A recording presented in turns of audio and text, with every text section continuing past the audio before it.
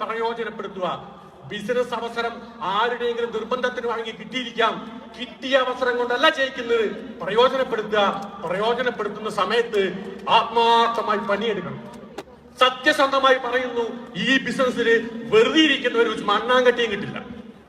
പണിയെടുക്കാൻ തയ്യാറാണെങ്കിൽ മാത്രം കണ്ടിന്യൂ ചെയ്യുക, അല്ലെങ്കിൽ വേറെ പണിക്ക് പോവുക.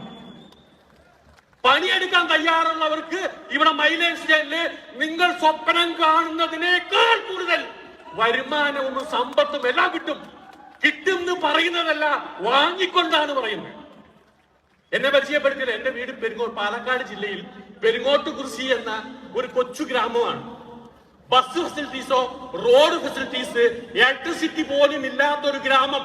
പാലക്കാട് ജില്ല പെരിങ്ങോട്ടുകുറിശി പഞ്ചായത്ത് ആയക്കുറിശി എന്നൊരു കൊച്ചു ഗ്രാമം.